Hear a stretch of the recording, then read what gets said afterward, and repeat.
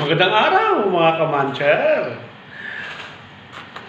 Nandito tayo ngayon sa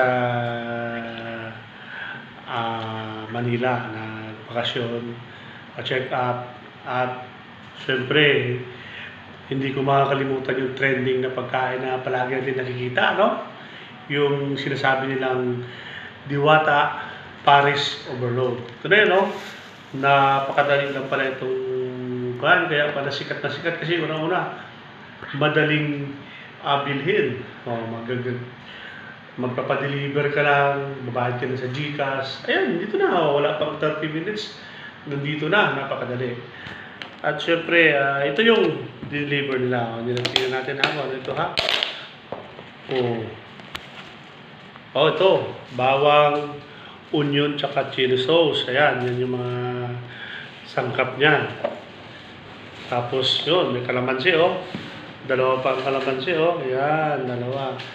Tapos to, mayroon silang bagnet dito, pero sa atin to pork chop, ayan, pork chop. At mayroon silang kanin, ayan kanin na hindi natin alam kung ano yan. Tapos ito yung sabaw na sinasabi nila, no? At syempre para lalong sumarap daw yung overload ni Diwata, mayroon silang longganisa. Ito yung longganisa, dalawa, no? At alam mo, mura lang to, magkano lang to? 100 pesos deliver na dito. Syempre may delivery charge, pero syempre papakita ko sa inyo yung tamang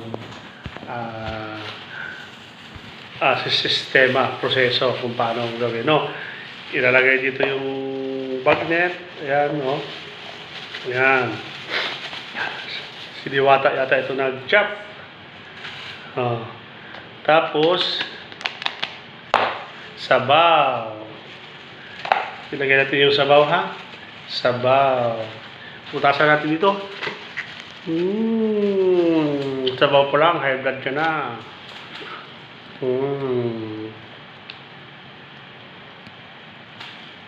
Ayan.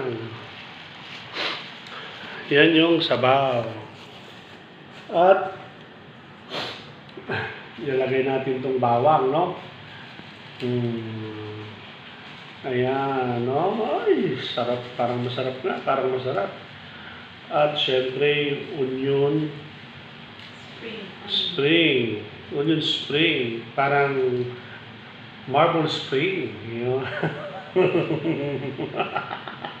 Nawala na yung marble spring. Hindi na ako nakita. Mahina na. Ayan, no? Ayan. Tapos yung chili sauce. Ayan. Tapos yung kanin, syempre, hindi natin ihalo dito. Ito, ihalo natin itong kalamansi. Ayan. Ayan. At haluin natin ng kutsara. Ayan, ito na yung overload ni Diwata, no?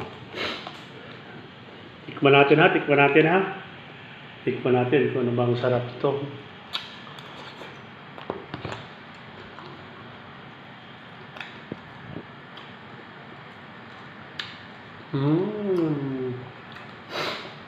Sakto lang mga kamadyan.